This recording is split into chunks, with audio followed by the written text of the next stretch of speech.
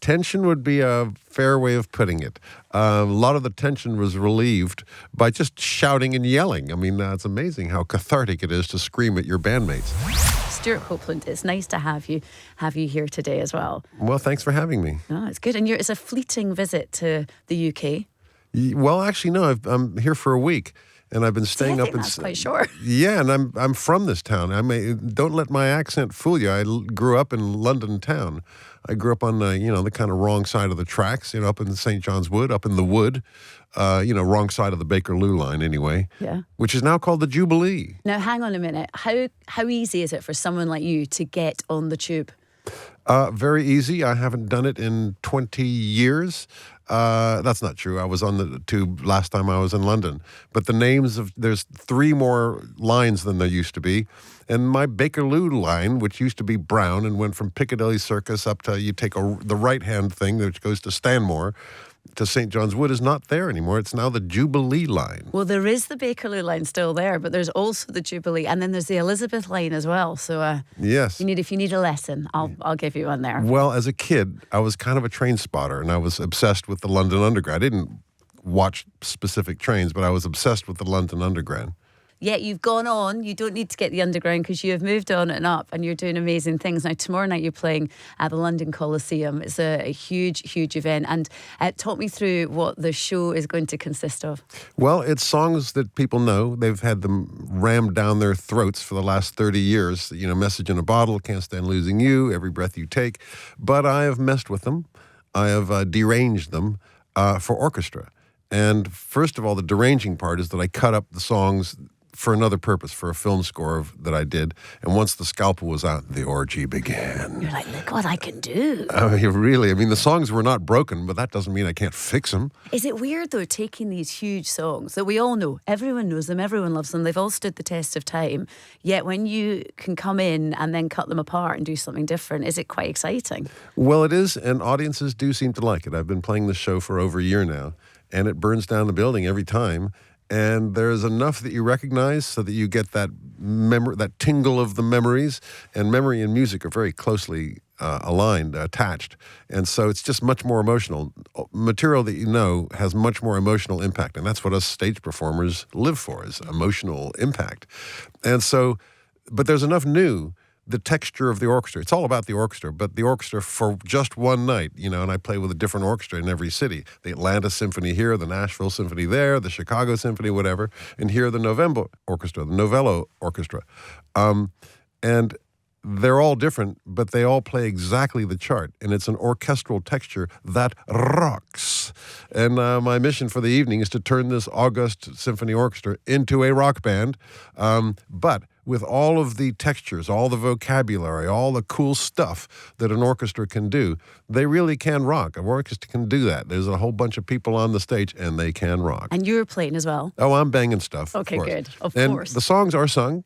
The only way I could ever hope to begin to replace Stingo is with 3 soul sisters on the mic. 3 incredible women singing these songs. And the only way I can hope to replace Andy Summers is with a big bad orchestra, because that guy, who I'm sure had 12 fingers, he was like a one-man orchestra himself. Do you know what? It's all very well you doing this, but you must have heard so many other people cut up your songs and do their own versions over the years, whether it's on a talent show or whatever, and you've gone, or Puff Daddy. Oh no, what are they doing? No. I'm not possessive at all. I'm interested by it. Probably not as interested in Sting, who's probably wrote the song they're cutting up. He loves that because he wrote the song for the band, and the band version we're all very proud of. But as a songwriter, to have other people pick up that song, not regardless of the band, to take the song that he wrote, he is very honored and pleased to have it bandied about. I mean, he doesn't see it as rape of his concept. He sees it as the song that he wrote having a life of its own. Yeah. I mean, if we take Every Breath You Take as an example, which is 40 years, Yeah. 40 years anniversary. And when you first heard that, or when you first were kind of in the studio recording it, did you know this was going to be the greatest song? The song that's played the most on the radio still to this day? We knew it would be big. There were some songs that he brought into the studio when he played them the first time. We knew that's a hit, that's a hit. And the first version that we heard was just him on a Hammond organ playing those chords and singing that song. Hit, obvious. But Andy reminded us that, guys, we're not a keyboard band, we're a guitar band. And so Andy took those chords and he figured out that very distinctive guitar figure, that dirdle-dee-dee-dee-dee. That's all Andy. Did he do that in one take? That's what it says online. That's what it says on Wikipedia. Yeah. Did he do that in one take? Yeah. I do not recall, and I very much doubt it. Okay, good. Guitarists don't do things in one take. The drums, by the way, not that particular song, that's a special case because all the elements of the rhythm were built separately. But all the Police albums, from the last 3 Police albums, the drums were recorded about 20 minutes after I heard the song for the first time. Is that, oh my goodness. Sting would pull his songs out strategically on an as-needed basis. And he'd pull out some great song, and he'd be showing Andy the chords, and Andy would be fussing over the voicing and the fingering, and they'd have their heads together, and they're hearing things like F-sharp minor, whatever that is. And they're debating it while I'm listening and maybe tapping on my knees to figure out the rhythm. And then okay, let's do a take. And we go and we do 1 or 2 takes, and usually take 2 would be the one. And that's it. Whatever I came up with in the spur of that moment is the record that I'm stuck with for the rest of my life. Now, the other 2 guys get to redo all the guitars, redo the bass even, redo the vocals, spend the rest of our recording time on all the overdubs. But the drums came about 20 minutes after hearing the song for the first time. Well, that's clearly just skill, Stewart. That's it. Well, we would go on tour, and I would figure out, okay, this is how you get from the chorus back into the verse. Okay, I got there figured out. Now, can we go back and re-record the record? But no, the record kind of works. And my theory is that it's something to do with the inspiration, the spontaneity. There's a spark of some kind of X factor that comes from that freshness. I don't know if it's a valid theory or not, but it seemed to work. Yeah. From what I understand as well, there might be some kind of tension in the studio when you guys were all together. Would that be a fair way of putting it? Tension would be a fair way of putting it. A lot of the tension was relieved by just shouting and yelling. I mean, it's amazing how cathartic it is to scream at your bandmates. But we all recognize now, with the wisdom of hindsight, that tension, that conflict was what made the records what they were. And it wasn't fun at the time. And we did go at each other's throats with homicidal intent, but we never actually came to blows. There was never any physical fisticuffs or anything. Was it all 3 of you, or was it one of you like the gooseberry just sitting there going, oh, no? Well, it was usually 2 against 1, Chinese democracy. Okay. And but we all understand that we argued because we cared. And we each had our different reasons for making music, different philosophy of what music is for and how to make it and why.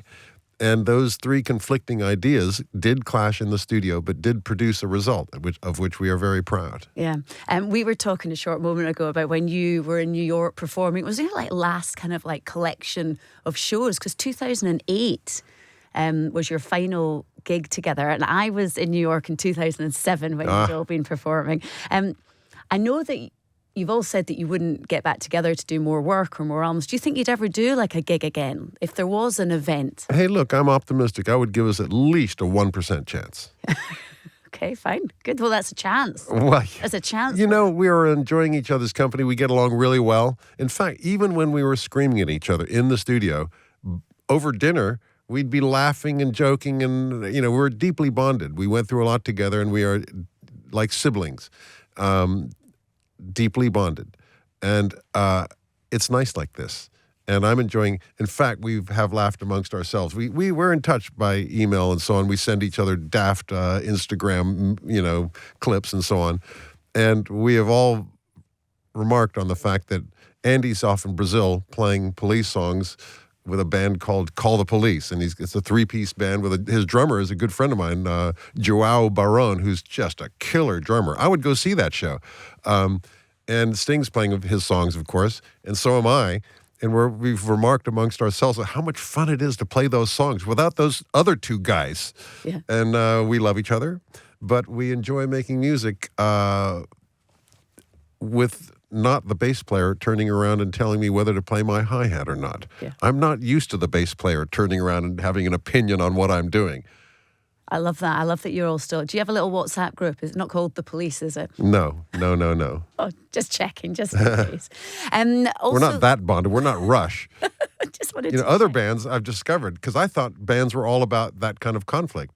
But it turns out other bands like Rush and, the Foo Fighters, they all hang out. We don't hang out with each other, much like siblings. We see each other on big occasions, but we don't call each other and say, hey, let's go see a movie. But other bands do interact that way. I'm envious. It's a completely different relationship. Well, it worked for you guys, so, that's a good thing then. Can we talk about your book as well? Because I'm really interested in seeing this. Is it a book that documents what happened at the early stages of the Police? Yes, it's kind of a coffee table book. It's a visual representation. So is it your photographs? Well, it's photographs of my diary pages with my crap handwriting and worse spelling. But I was managing the band, and it's got the time when I met Sting and then when I called him up, and I've got that in the diary and said, hey, come on down to London. I've got this band, I told him, falsely. We're called the Police. And he came down. I've got all those days are all marked. And then when we ran into Andy, and the thing that amazes me about that period is that we stuck together. And this book is about the struggle. Once we started to make it, the story starts to get kind of repetitive, and I picked that up with my movie camera, and that's sort of documented in the film. So this is about 76, 77, 78, 79, the starving years, which is the interesting part of the story.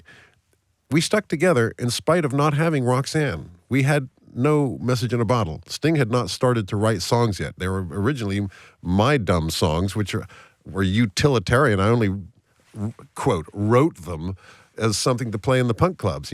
I knew 3 chords at the time, and I could play them E-A-D or D-E-A or A-D-E or, any combination. Just bass lines with yelling, which were fine for the punk clubs. But then when Andy joined, Sting's musical imagination started to flourish, and that's when he started to write. But the miracle is that before that, for like a year and a half of struggle and strife, we stuck together regardless, and we didn't even know what songs to play. I find it really interesting when you start out, everyone remembers their first gig, their first job. Do you remember first time on stage? Oh, yeah. Were you terrified? No. No. Too arrogant for that. It's just, musicians are born optimists. People ask, did you know you were going to make it? Well, yeah. I think any band would answer in the same way, because bands hype each other up. That's what bands are for. We kick our ass, don't we? We really slew us, didn't we? And the answer from the band members is either, no, you were crap, or yes, we rule. So where was that first gig? Was it in London? It was in Wales. In actually. Wales? I can't name the town, but it was, I think we played 7 songs in about 5 minutes. We were fast. Just like, get out. You see, I think that must be... 1, 2, 3, 4, ladle. What were the crowd like? Punkish. Punkish, okay. It was a good night though, but you remember it, and from there, from a small gig like that, it leads to bigger gigs in the long term. So there you go. Well, there's some gigs like that where there were only 7, 15 people there, and I've met all 500 of them.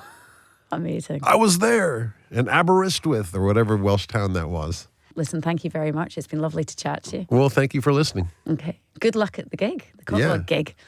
Concert. Concert, yes. Sorry, get the no, right terminology. it actually is a gig because we're playing rock and roll. Perfect. But I like concerts. It's at the ENO, for God's sake, at the Coliseum. Very august. Very nice indeed. Are you going to wear a dicky bow then for it? Make it kind of like fit in there? Yes, right. Black tie. Be sure to dress up. I won't.